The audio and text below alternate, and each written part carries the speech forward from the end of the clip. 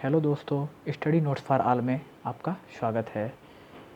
यह हिंदी का lecture first है जिसमें हम वर्णमाला से स्टार्ट करेंगे। वर्णमाला को पढ़ने से पहले हम पहले शब्द और वर्ड को समझेंगे। वर्ड क्या है? जैसा कि वर्ड नाम से ही प्रतीत होता है, अक्षर जैसे कि अ, आ, क, ख, ग इत्यादि, ये सभी क्या हैं? हमारे वर्ड हैं। शब्द क्या है? शब्द उसे कहते हैं जो दो वर्डों से मिलकर बनता है। ठीक, पहले हमारा आया वर्ड, फिर बना शब्द, फिर शब्दों से मिलकर बनता हमारा वाक्य। आगे हम बात करेंगे फिर वर्णमाला की। वर्णमाला क्या होता है? जैसा कि नाम से प्रतीत होता है, वर्णमाला का मतलब है, इसको संधि विच्छेद किया जाए, वर्णमाला मतलब कि वर्डों के समूह को क्या कहते हैं? वर्णमाला कहते हैं। पूरी वर्णमाला को हम दो पार्ट में कैटेगराइज करते हैं। फर्स्ट स्वर, सेकंड व्यंजन। स्वर क्या होते हैं? जो ऐसे स्वर वो होते हैं जो ऐसे अक्षर जो किसी अन्य की सहायता से न बोले जाते हों। इट मीन्स ये इंडिपेंडेंट हैं, जैसे अ, आ, ई, उ, ये सब क्या हैं? स्वर हैं। बट जो व्यंजन होता है, इसमें क्या करते हैं? जो हम स्वर की सहायता से बोले जाते हैं वो व्यंजन कहलाते हैं। हम स्वर को आगे पढ़ेंगे, उससे पहले हम स्वर को कैटेगराइज करेंगे, इसको क्लासिफाई करेंगे। तो मूल या हर्ष स्वर फर्स्ट आएगा हमारे पास, मूल स्वर या हर्ष स्वर। सेकंड होगा हमारा संधि स्वर, थर्ड होगा हमारा प्लुत स्वर। संधि स्वर को हम फर्दर क्लासिफाई करेंगे दीर्घ स्वर में, फिर संयुक्त स्वर में। ऐसे ही हम आगे व्यंजन पढ़ेंगे। व्यंजन को क्या होगा हमारा? इसमें स्पर्श व्यंजन, अनुशासिक व्यंजन, अंतस्थ व्यंजन, उष्म व्यंजन, उच्छित व्यंजन, संयुक्त व्यंजन।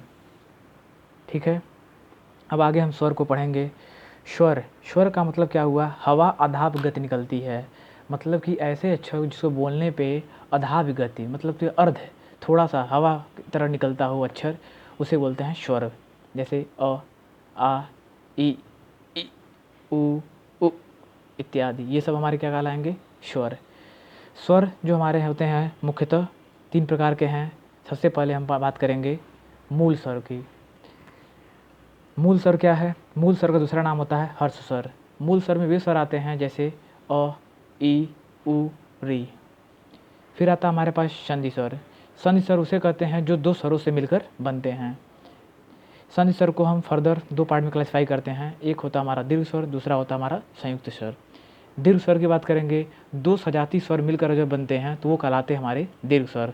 जैसे अ धन अ मिलकर क्या बनेगा? आ, ई छोटी ई धन बड़ी ई बनकर बड़ी ई, छोटा ऊ प्लस बड़ा ऊ मिलकर ऊ, यानी कि दो सजाती स्वर मिलकर जो बनते हैं वो कहलाते हैं हमारे दीर्घ स्वर। फिर आगे बढ़ेंगे तो हमारा आता है संयुक्त स्वर।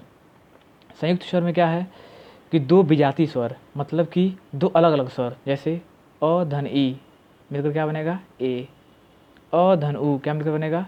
ओ। ऐसे अ धन ए क्या मिलेगा? ए, अ धन ओ क्या मिलकर बनेगा? ओ। ये हमारा हो जाएगा संधि स्वर, संयुक्त स्वर। दीर्घ स्वर और संयुक्त स्वर किसके अंदर आते हैं? संधि स्वर के अंतर्गत। फिर हमारा लास्ट है स्वर में प्लुत स्वर। प्लुत स्वर क्या कहता है? उच्चारण का समय 3 गुना हो जाए। जैसे कि आप लोगों ने उच्चारण करते होंगे ओम का, क्या करते हैं? ओम, तो क्या हो जाएगा? ये हमारा प्लुत स्वर के अंतर्गत आता है। अतः हमारा स्वर क्या है? 3 प्रकार का है, मूल स्वर, संधि स्वर और संयुक्त संधि स्वर और प्लुत स्वर। मूल स्वर के अंदर या इसको हर स्वर भी बोलते हैं, अ, ई, उ, री आता है। संधि स्वर के अंतर्गत किन्हीं दो स्वरों से मिलकर बनते हैं। इसमें दीर्घ स्वर, संयुक्त स्वर। दीर्घ स्वर दो सजाती स्वर से मिलकर बनता हो, संयुक्त स्वर जो विजाती स्वर से मिलकर बनता हो।